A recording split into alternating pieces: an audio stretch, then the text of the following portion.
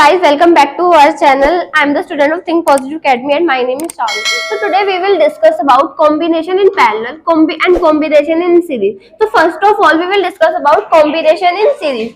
So combination in series क्या होता है? इन सीरीज क्या होता है? अगर मैं सबसे पहले बात करूं कि इसके फॉर्मूले की, इसका फॉर्मूला क्या होता है? इसका फॉर्मूला होता है RS plus R1 plus R2 plus R3। ये R क्या है? ये R है रजिस्टर्स, यानी कि रजिस्टर। अब हमारे पास क्वेश्चन आता है कि रजिस्टर क्या होता है? जो रजिस्टर होता है ना, वो एक एलिमेंट या एक कंपाउंड होता है जो कि करता है कि जितनी आगे जरूरत है इलेक्ट्रिसिटी को भेजने की, वो उतनी ही आगे इलेक्ट्रिसिटी भेजता है, but in A arranged manner, यानी कि इस तरह से थी कि इलेक्ट्रिसिटी फ्यूज कर जाए या फिर कहीं पर शॉर्ट सर्किट हो जाए, ऐसे नहीं। ठीक है, तो वो होता है हमारा रजिस्टर। ठीक है, अब अगर मैं नॉर्मल फिगर की बात करूं सीरीज की, जो हमारी एनसीईआरटी में गिवन है, तो वो फिगर कुछ इस तरह से है।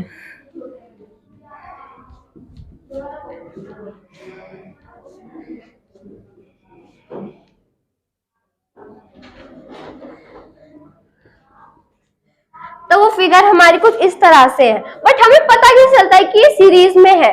हमें जब पता लगता है कि ये क्या है, ये है एक की है, ये क्या है, बैटरी है जिसमें मैंने 3 सेल्स दिए हैं, ये बैटरी है। ये आई क्या है? आई डिनोट करता है करंट को, कि इसमें करंट क्या हो रहा है, फ्लो हो रहा है।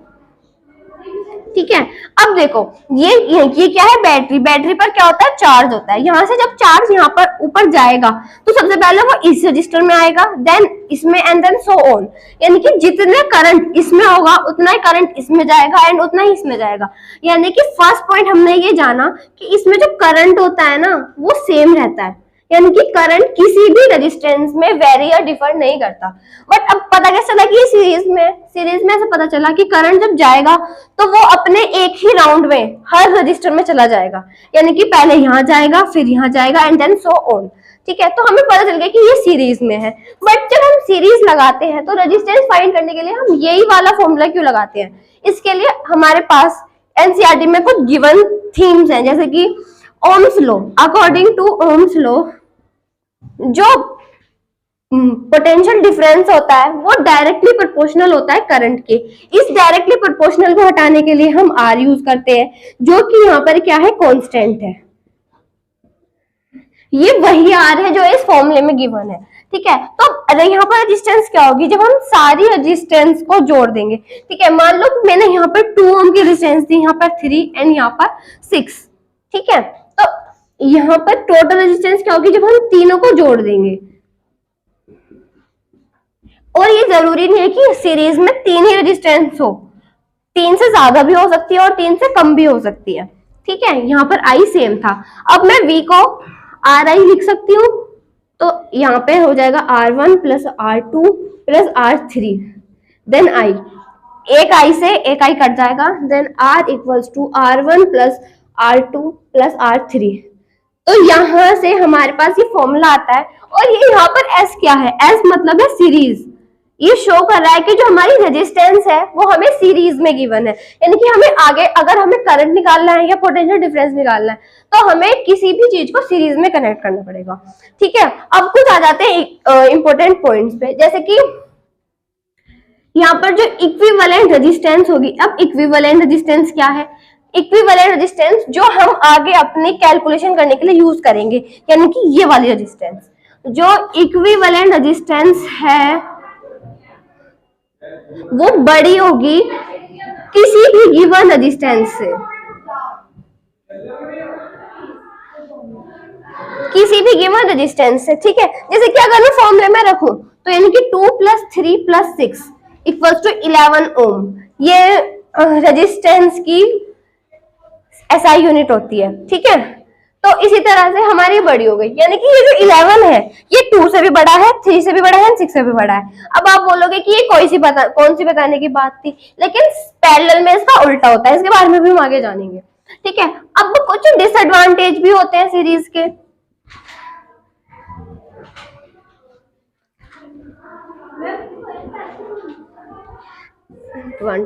जैसे कि हम सीरीज को अपने होम में, यानी कि हम अपने घरों में यूज नहीं कर सकते, इसके पीछे एक बहुत बड़ा मेजर रीजन है, क्योंकि जब मान लो कि आपका घर एक स्क्वायर शेप में है एंड उसमें 4 कमरे हैं, ठीक है, और चारों में ही बल्ब लग रहे हैं, बट अगर आप इस कमरे में बैठोगे तो आप इसी का ही तो बल्ब जलाओगे और बाकी तीनों कमरों का थोड़ी ना जलाओगे। तो यानी कि हमें चाहिए तो सिर्फ एक करंट चाहिए, ठीक है, लेकिन जब भी हम यहाँ से करंट फ्लो करेंगे तो तीनों में जाएगा एक राउंड में, लेकिन हमें यहाँ पर एक राउंड में सिर्फ एक बार ही करंट चाहिए, यानी कि एक ही रेजिस्टेंस में करंट चाहिए, तो इसलिए यहाँ पर हम होम में यूज नहीं करते। दूसरा इसका मेजर रीजन ये है कि इसमें क्या रहता है, करंट सेम रहता है, बट जरूरी थोड़ी ना है कि हम घर में जितनी भी चीज यूज करें उन सब में करंट सेम हो। किसी कमरे में एसी भी हो सकता है, किसी में रेफ्रिजरेटर हो सकता है, या फिर किसी में खाली बल्ब भी हो सकता है। रेफ्रिजरेटर हम सब जानते हैं कि रेफ्रिजरेटर में कितनी ज्यादा करंट की जरूरत होती है, मतलब एसी जो होता है वो कितना ज्यादा करंट लेता है, उस कितनी ज्यादा इलेक्ट्रिसिटी उसको चाहिए होती है। इसी तरह इसलिए आई सेम होने की वजह से भी हम इसको घर में यूज नहीं कर सकते, ठीक है।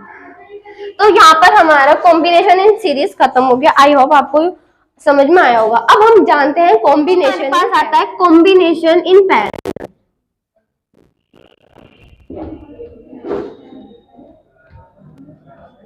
अगर मैं बात करूं जनरल टॉपिक की जो हमारी एनसीईआरटी में गिवन है, जनरल फॉर्मूला तो इसका ये है,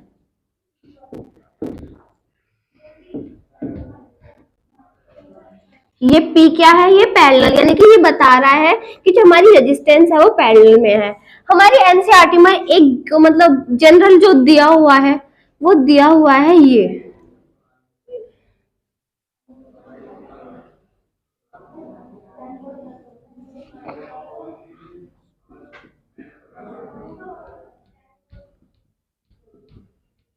हमारी एनसीईआरटी में जनरल ये डायग्राम दिया हुआ है, ठीक है। तो अब हमें पता कैसे चला कि ये पैरेलल का ही एग्जांपल है।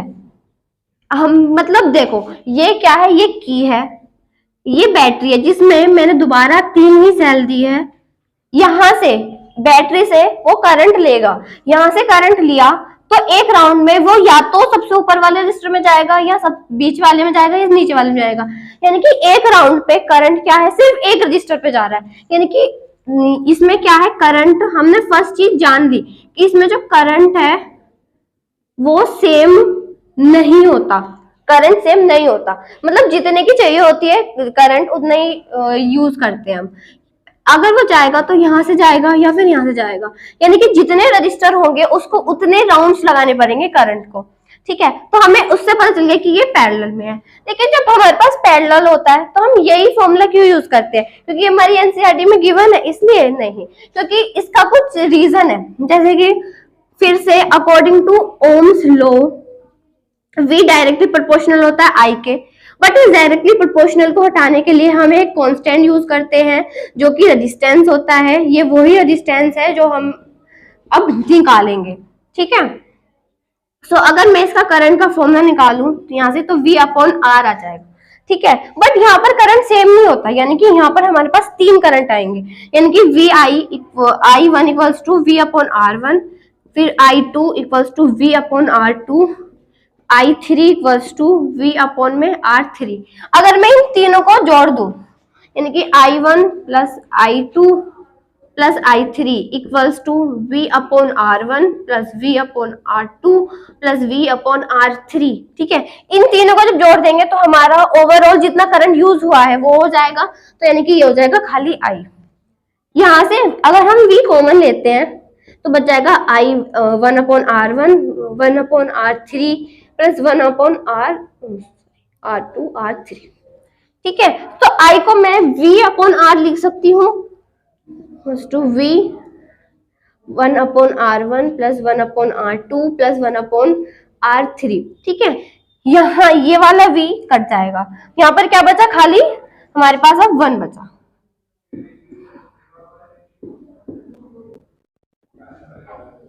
तो ये फॉर्मूला हमारे पास यहां से आता है, ठीक है। अब मैंने बताया था कि हम अपने घर में पैरेलल यूज करते हैं, ठीक है, बट इसके पीछे भी एक काफी बड़ा रीजन होता है, क्योंकि जैसे घर वाला एग्जांपल ले लेते हैं, आपके घर में 4 कमरे हैं, सब में अलग अलग करंट यूज होता है, इसमें करंट डिफर होता है, करंट वेरी करता है, इसीलिए हम पैरेलल में यूज करते हैं।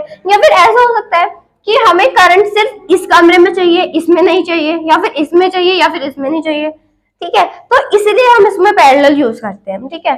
अब एक और पॉइंट होता है कि इसमें जो इक्विवेलेंट रेजिस्टेंस होता है ना, वो छोटा होता है, यानी कि अपोजिट टू सीरीज। सीरीज में क्या होता है, इक्विवेलेंट रेजिस्टेंस बड़ा होता है, बट इसमें क्या होता है, छोटा होता है जितना भी रेजिस्टेंस हमें गिवन होता है।